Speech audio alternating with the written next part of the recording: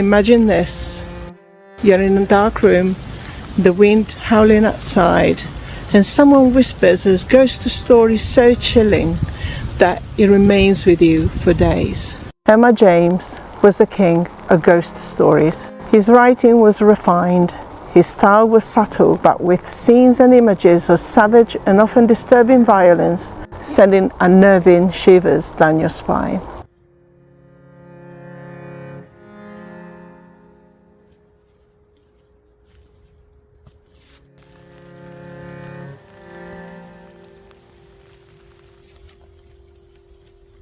This is his final resting place here in Eton.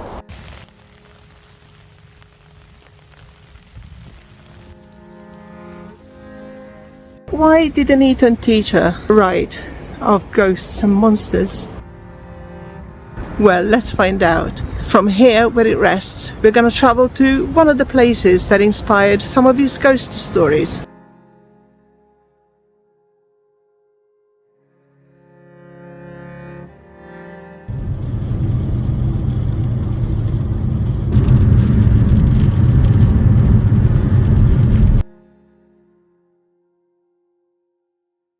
Monty James was born in 1862 in Dover, England. As a boy, he loved old books and exploring spooky churches and ruins. So imagine a young Monty. Yeah, that was his nickname. His imagination running wild. He wasn't scared, he was curious. The roots of Monty's stories lay in his childhood, where his fascination for history and the supernatural was shaped. We will get back to this later.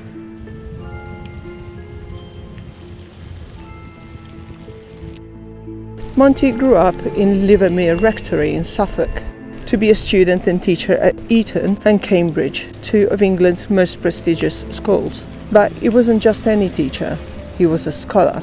He loved studying ancient manuscript and archaeology. His work as a medievalist scholar was prodigious. For example, it was his scholarly work that uncovered the burial places of the abbots of Bury St Edmunds in 1903. Mr. James had a hobby though. We mentioned it before. He wrote ghost stories. Monty James explained in 1931 that his interest in ghosts was sparked during his childhood when he saw a puppet ghost in a show of Punch and Judy.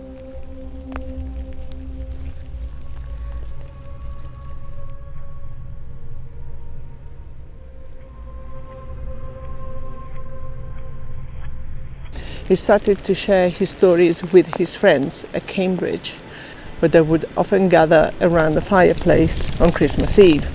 This tradition started in 1893 with Canon Albrecht's scrapbook and carried on throughout his life. It's quite curious, some of these people that are buried here were alive when Monty James was living here.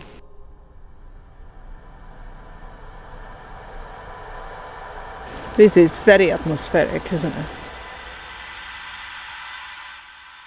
But why ghost stories? The area surrounding Livermere Rectory left an impression on young Monty. This is evident in James's last published ghost story, A Vignette, which was written in 1935 and published in 1936 posthumously. James died in June 1936, and this one was published in November 1936. Now, A Vignette is possibly the least known story written by Monty James, but without a shadow of a doubt, a haunting autobiographical one. It blends personal memories with supernatural elements. The style in which A Vignette is written is unusual. It is kind of a reflective narrative where the protagonist recounts a childhood experience that has left an impression. You are asked to think of a spacious garden of a country rectory. The story begins with the narrator remembering an event of his childhood. He was coming back home with a neighbour. He was left near the house. On this walk, he feels a strange, oppressive atmosphere. While approaching the gate that takes him back to the house, he sees a cloaked figure by the gate. There's also an entity that appears on the other side of the gate one day that is not a normal ghostly figure as you would imagine. He says it is pink and it's hot. He's finding very difficult to describe what it looked like, but his feeling, as described in a tale, is that the entity is a malevolent one. We are at the back of the rectory right now. It is the general consensus that a vignette is based on a real-life experience at Livermere Rectory. It was never confirmed or denied at the sighting, but the understanding among the scholars is that this experience that has turned Emma James into a ghostwriter, the ghostwriter.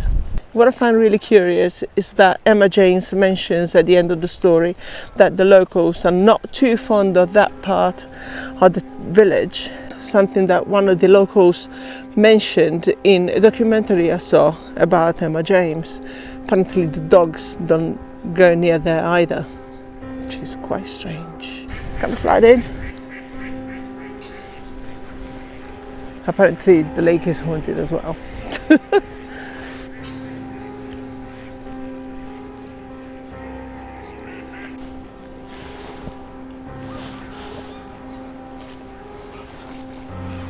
So here's the question.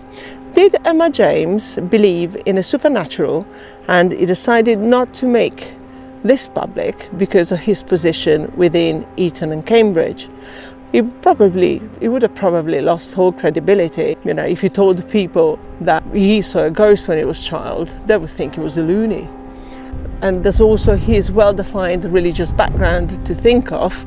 I mean, you cannot stray too far from his religious belief, especially when his father was the rector. Emma James's final story kind of feels like an explanation, revealing an event that stayed with him for the rest of his life.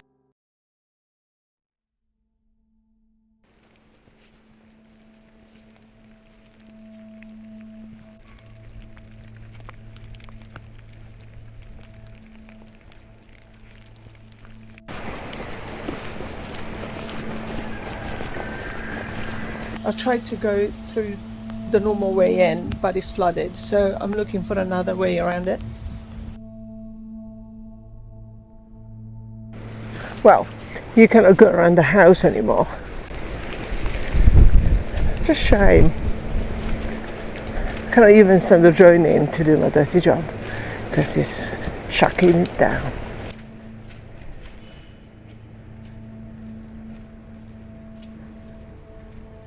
If a vignette is truly personal, then Great Livermere would have been a source of so much inspiration throughout his life. A place where the trees seem to watch, shadows linger, and an unseen, lurking presence.